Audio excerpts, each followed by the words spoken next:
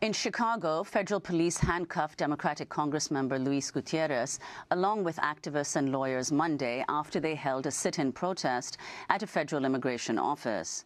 Gutiérrez says the group refused to leave the Chicago Office of Immigration and Customs Enforcement, or ICE, after the agency's regional director refused to answer his questions about the Trump administration's plans for immigration sweeps and mass deportation. Gutiérrez spoke out on Monday after he was handcuffed. We've accomplished our goal today.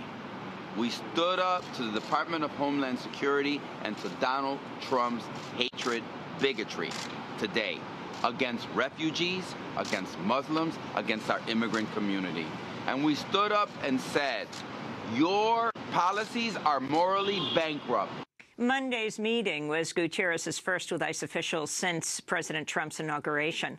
Last month, Congressman Gutierrez and fellow Congressional Hispanic Caucus member Norma Torres of California said Republican lawmakers had them thrown out of a meeting with a top ICE official. For more, we are staying with Congressmember Luis Gutierrez, who's now back in Washington, D.C. He's a member of the House Judiciary Committee and is co-chair of the Immigration Task Force of the Congressional Hispanic Caucus. Congressman Gutierrez, describe what happened on Monday. Well, we had a meeting with ICE officials, as you reported. There were many community organizations, legal defense funds there. A group of us insisted that we receive answers to specific questions. Much has been reported on the case of Francisca Lino. She's a Mexican national. For 12 years, she has reported dutifully to ICE and to Homeland Security, and each year they said, come back next year. She is a mother of 4 American citizens and an American citizen husband. And they have been showing discretion in terms of their enforcement action towards her until this last meeting. And they won't reverse their decision. We asked them, we demanded, they reversed that decision. They keep saying to us in a very, in this contradiction of terms, they keep saying to the American public, we're going after the criminals. We're going after the bad people, the people that are out there to do harm. Well, they're not. Francisca Lino, she's a mom. And she's reported for 12 consecutive years. What changed? The only thing that changed was that Donald Trump got sworn in as president of the United States, and you have Bannon and Miller, and you have the new Attorney General of the United States, Sessions, who have all been talking. They didn't all come together during this administration. They have been cooperating with one another for many years, waiting to institute this kind of xenophobic, anti-immigrant policies. Second, I think this is very, very crucial. Last Friday, through a series of tweets, imagine, the Department of Homeland Security, through a series of tweets, said, oh, those dreamers, those that have got DACA, we've picked up 1,500 of them. They're criminals and gangbangers. And then they went on to say in another tweet, oh, we're going to go after them if they violate the law. DACA doesn't give them protection against being criminals. Again, 750,000 wonderful young people.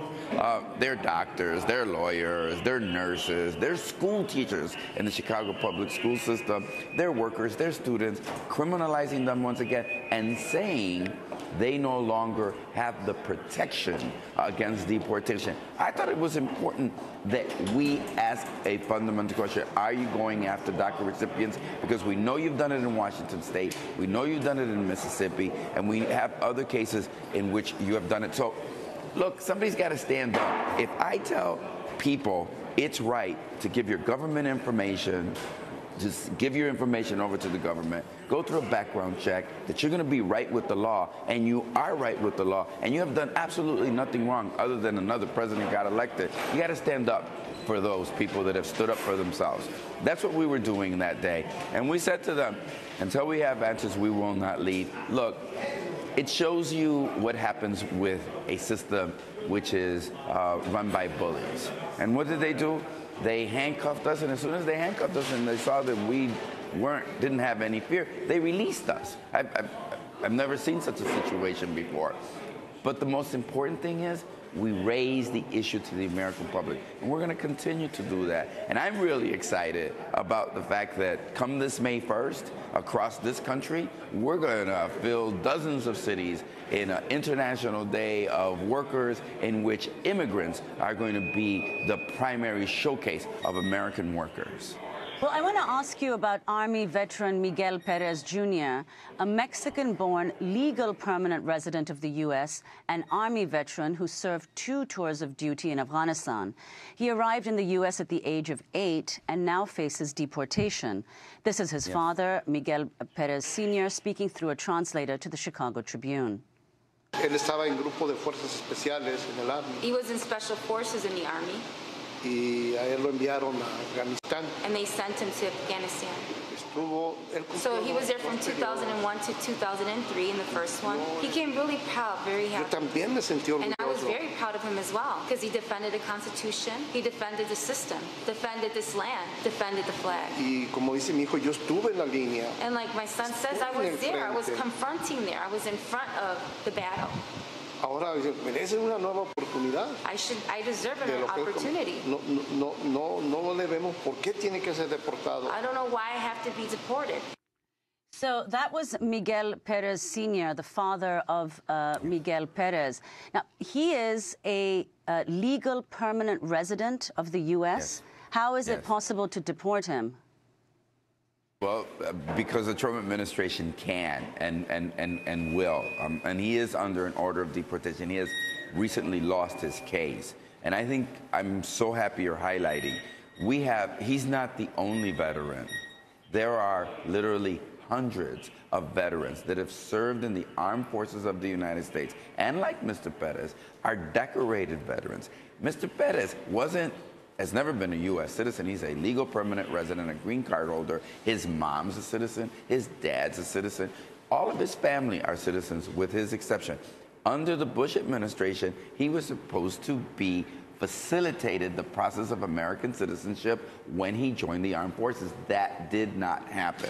But he went on to serve not 1 tour of duty, but 2. And I find it just so reprehensible that an administration led by a president of the United States that on multiple occasions refused to bear arms for this nation when he was called upon, said he had a bone spur that hasn't stopped him from playing on every golf course in every continent of the world, would deport someone who did take up arms and wasn't even a citizen of the United States, not 1 tour, but 2 tours. So look, we're going to continue to fight for Mr. Perez. We are asking senators to look at this case and to file a private bill. And what is that? A private bill is when a senator says, here's my bill because of these extraordinary circumstances.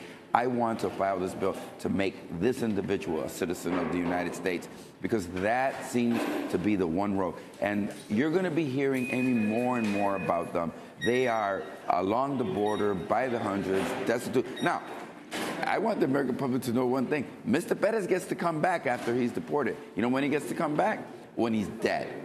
He gets to come back in a coffin and buried in a military cemetery for his service to this country. But while he's alive, he cannot live here. Well, Representative Gutierrez, could you explain what the argument is that the Trump administration is using to justify his deportation? Well, that he committed a crime.